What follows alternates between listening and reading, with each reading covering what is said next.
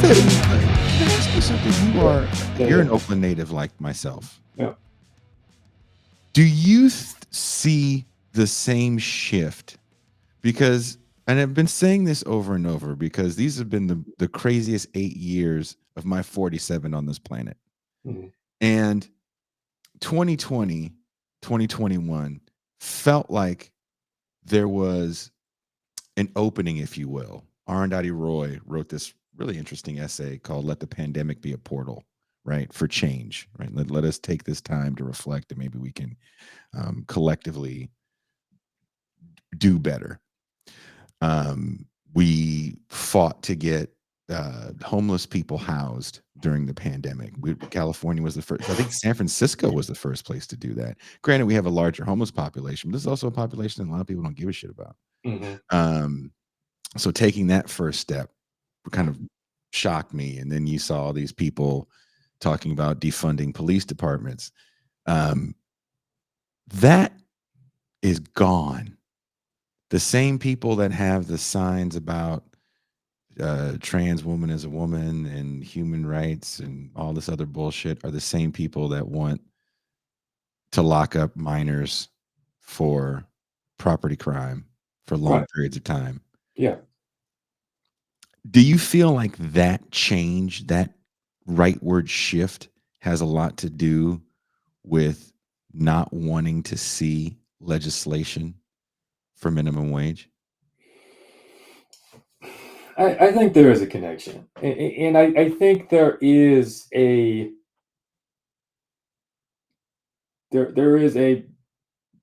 palpable turn away from any kind of like what you might call kind of like a communal impulse. Mhm. And I think like it is. I mean, it's at best debatable how much like politicians kind of lead public discourse and how much they just kind of follow kind of the Mhm. mood and tap into it. And I think certainly Trump, as much as we would like to think that he's this kind of aberration who kind of came out onto the scene and kind of like drummed up this kind of fervent like outrage against you know helping other people, right? Yeah. I think that that was already kind of there, and he just kind of made it. He put it front and center, and he said, "No, let's like vote for that. Let's vote kind of with that in mind." Um, just kind of vote, assuming that even if your family is largely undocumented, that like they won't be affected because they're special, and that and freely like we can let's let the federal government go screw like everyone else besides your family. I mean, with these kind of like nonsensical assumptions in mind. I mean, that's kind of like embedded into kind of what you might call the Trump worldview, philosophy, whatever you want to call it. So I mean, I think that's there, and I think that's there though even among, I mean, not just among Trump voters. I mean, I think it's around for everyone. I mean, it's totally what you're saying.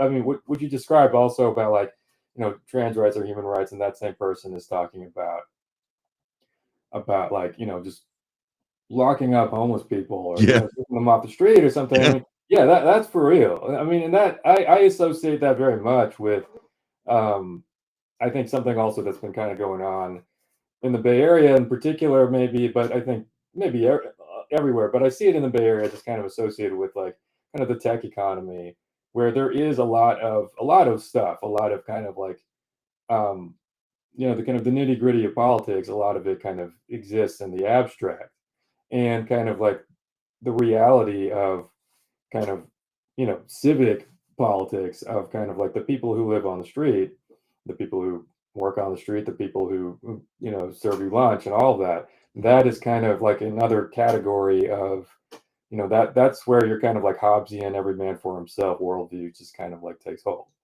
Um, so you have this kind of like I mean the tech industry just in general, and this goes back to this kind of Prop 22 question, right? So Prop 22, I mean, the background there, right, is that like the California legislature, again, this is the legislature versus the ballot, right?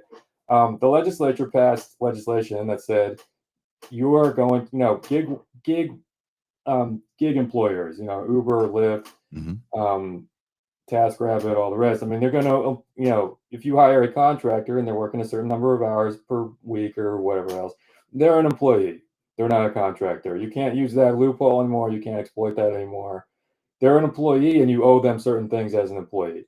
And then Lyft and Uber and DoorDash got together and decided that they didn't like that for themselves, their own companies. So they just wrote a new law that exempted gig companies that hired drivers specifically. Mhm. They just kind of drew up a carve out for themselves, and then they put it on the ballot, and then um, Californians voted on it, and that one actually passed by a pretty wide margin. Yeah. Um, Yeah. in but so anyway, like there is just something about. I mean, there's an ethos to like kind of the tech economy, to the app economy, which it just kind of appeals to people's selfishness and their kind of individuality anyway.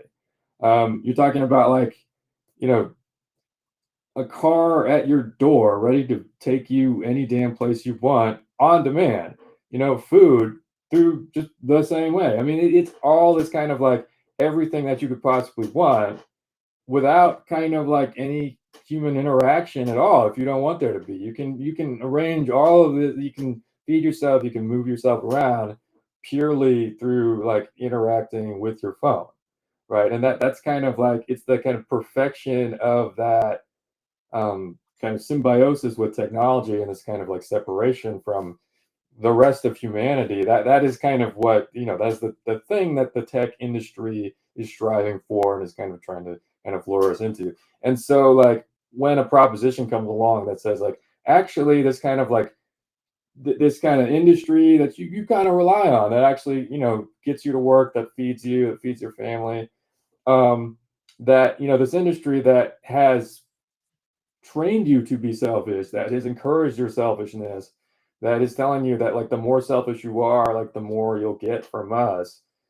Actually, by the way, there's a whole lot of like actual, real flesh and blood people behind this thing that makes them, that makes this whole system work. And it would be really cool if we like helped them out a little bit more and treated them more fairly. That was kind of like that was a bit of a tough sell to some people who thought like kind of the whole premise of this thing was that you didn't have to think about other people at all. And that is also, I mean, I say tech, but that is also kind of the premise that's built into the fast food industry. Mhm. It's just a way to kind of eat without really interacting with other people any more than you want to. They're just kind of in the kitchen in the back, and you don't have to, you don't even have to realize, that they're there, that there are any people involved. You pull up at one window, you pay, you pull up at another window, and you collect your food and you drive off, right? And so, kind of like asking people to say, okay, actually, think of them as people. That is, that you're asking them to kind of maybe do more than they're often willing to do on voting day.